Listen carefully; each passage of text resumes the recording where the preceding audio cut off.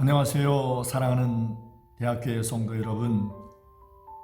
오늘도 여러분을 향한 그리움과 보고 싶은 마음을 이 영상 편지에 담아 네 번째 영상 편지로 여러분께 드립니다. 여러분, 코로나19 바이러스 이 심각한 사태 가운데 얼마나 하루하루를 가슴 졸이면서 답답한 마음과 함께 살고 계십니까? 이 지루하고 긴 터널이 언제 끝날까? 이 힘든 싸움이 언제 끝날까를 안절부절하면서 우리는 안타까움으로 하루하루를 살고 있는 것 같습니다. 그런 중에도 우리 모든 대학교의 성도님들은 하나님 은혜 가운데 건강하고 평안한 중에 잘 계시고 있는 줄로 믿습니다. 저는 성도님들이 오지 못하는, 그리고 형제 자매들도 남아있지 않는 이 대학교 예배당 1층 하늘 카페에서 홀로 남아 여러분들에게 이 영상 편지를 쓰고 있습니다. 저는 어제 보도된 이야기를 들으면서 참 답답하고 아픈 마음을 금할 수가 없었습니다. 코로나19 사태 때문에 힘든 여러분들에게 그 답답한 이야기를 또 말씀드리게 되어 죄송하지만 그 본질, 우리 사회, 이 세상의 진정한 문제가, 진정한 우리의 삶을 위협하는 바이러스가 무엇인지를 우리가 제대로 보아야 되겠다는 생각 때문에 잠깐 말씀을 드리려고 합니다. 어제 박사방이라고 하는 음란 채팅방을 운영하던 그 운영자 조주빈이라고 하는 사람이 경찰에 체포가 되어 검찰에 넘겨지는 장면을 TV 뉴스에서 보았습니다. 얼굴이 공개가 되고 그의 신상이 공개가 되었습니다. 자그마치 26만 명이라고 하는 사람이 그 음란 채팅방과 접속이 되어 평소에 사용자로 있었다는 소식을 듣고는 참 놀라지 않을 수가 없었습니다. 코로나19 바이러스로 말미암아 감염이 되어 이제 격리가 되고 병원에 입원하여 있는 확진자가 10,000명에 육박하고 있습니다.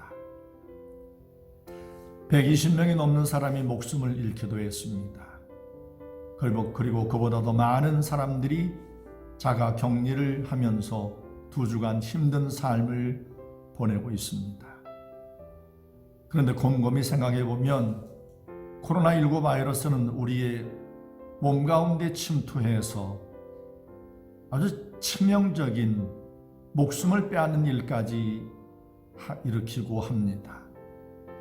그러나 코로나19 바이러스는 우리의 몸만 망가뜨리지 우리 영혼까지는 건드리지 못합니다. 그런데 박사방과 같은 음란 채팅방은 우리의 몸을 망가뜨릴 뿐만 아니라 우리의 영혼까지 치명적으로 죽이고 있는 바이러스입니다. 과연 N번방 그리고 박사방과 같은 음란 사이트가 그 2개뿐일까?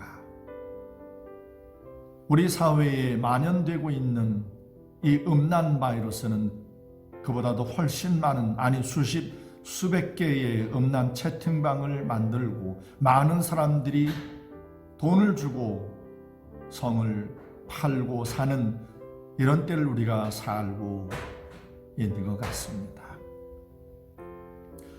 코로나19 바이러스가 참 우리의 삶을 위협하고 심각하게 우리의 삶을 힘들게 하고 있습니다. 그런데 이보다 더 심각한 바이러스가 있다면 바로 음란 바이러스입니다.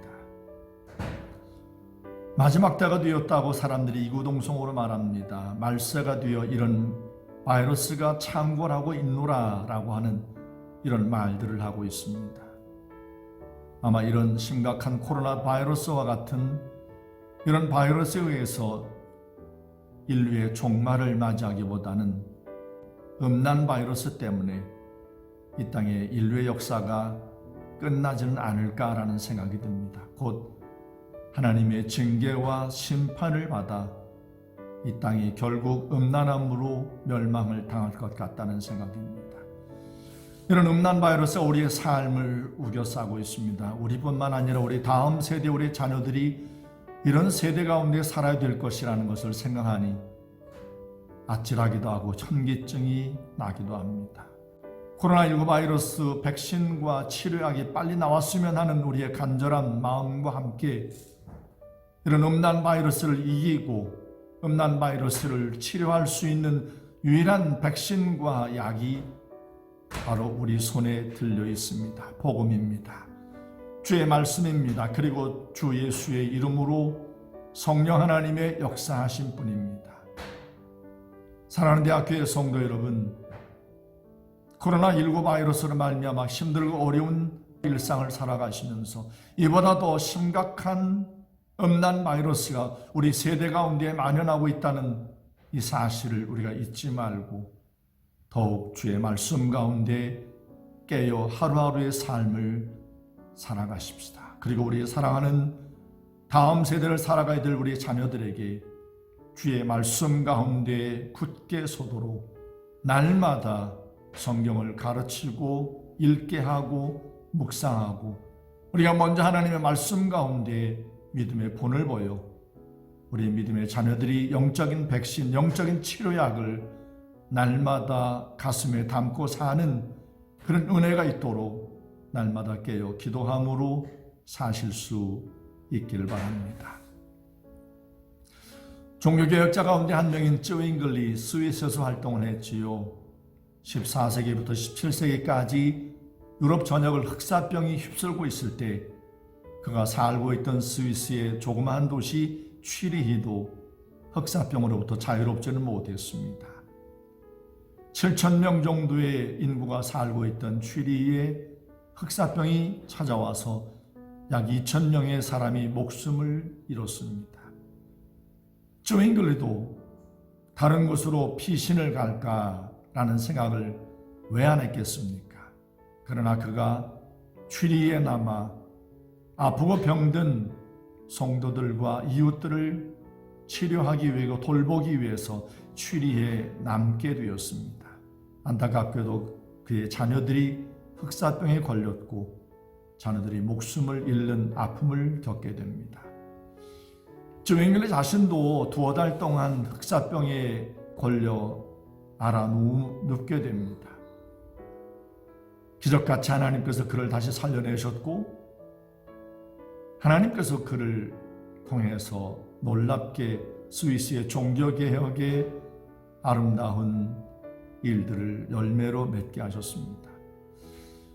그때 쯔윙글리가 남긴 시가 오늘날 스위스와 독일의 찬송가의 가사로 남아 있습니다. 제 기억 속에 기억나는 대로 그 찬송가 가사를 말씀드리면 오 하나님 나를 도우소서 죽음의 소리가 문 앞에 들려옵니다. 십자가에 죽으신 예수님께서 나를 죽음 가운데 건져내소서. 나의 삶의 한낮인 지금 주님께서 나를 부르신다면 나는 기꺼이 순종하겠습니다. 라고 하는 절박함을 담은 내용이 바로 쯔윙글리의 흑사병과 싸우면서 죽음 가운데 사경을 헤매면서 그가 경험한 그의 고백을 이렇게 담아 놓은 겁니다. 사랑하는 대학교의 성도 여러분, 다시 학교의 문이 열리고 교회의 문이 열려 우리가 주님 앞에 예배하는 그날, 현재로서는 바라고 소망하기는 4월 19일 주일 함께 모여 예배하는 그날을 기대하고 소망하고 있습니다. 원래 4월 12일이 부활주일인데 4월 13일 날 학교가 대면 수업을 열겠노라고 했기 때문에 4월 12일 부활주일에 함께 모여 예배하지 못하고 한 주 부활주일을 늦추어서 4월 19일 함께 모여 부활절 예배를 드리려고 합니다. 이번 부활절 예배는 굉장히 하나님 앞에 참 감격스러울 것 같습니다. 그동안 모이지 못했던 우리의 답답함을 참 하나님 앞에 함께 모여 예배하면서 부활절 예배와 찬양과 기도 가운데 얼마나 감격스러운 예배가 될까를 우리가 상상해 봅니다. 오늘 여러분에게 성경 한 구절을 읽어드리고 이 네 번째 영상 편지를 맺고 싶습니다. 시편 18편 4절, 5절, 6절 말씀입니다. 사망의 줄이 나를 얽고 불의의 창수가 나를 두렵게 하였으며 수월의 줄이 나를 두르고 사망의 올무가 내게 이르렀도다. 내가 환난 중에서 여호와께 아뢰며 나의 하나님께 부르짖었더니 그가 그의 성전에서 내 소리를 들으시며 그의 앞에서 나의 부르짖음이 그의 귀에 들렸도다. 힘들고 어려울수록 하나님께 부르짖고 기도하십시다. 결국 우리의 삶을 이기게 하는 것은 주의 말씀과 함께 기도하는 것밖에 없음을 잊기 때문입니다. 사랑하는 성도 여러분, 이번 네 번째 영상 편지에서도 여러분께 간곡하게 부탁드리고 바라는 것은 여러분 가운데 어느 한 분도 이 코로나19 바이러스에 노출이 되어 아픔을 겪거나 또 힘든 삶을 사시지 않기를 정말 간곡히 소망하며 부탁을 드립니다. 이제 네 번째 영상 편지를 맺겠습니다. 다음 주까지 여러분 모두 평안하시고 강건하시고 제가 이렇게 건강해서 여러분에게 영상 편지를 드리는 것처럼 여러분 모두도 그리스도 안에서 건강하고 평안한 중에 계시다가 다섯 번째 영상 편지 가운데 여러분 모두를 만났으면 좋겠습니다. 여러분 모두를 사랑합니다. 여러분 모두를 그리워하고 보고 싶습니다. 주님의 이름으로 평안을 기원합니다. 평안하십시오. 샬롬.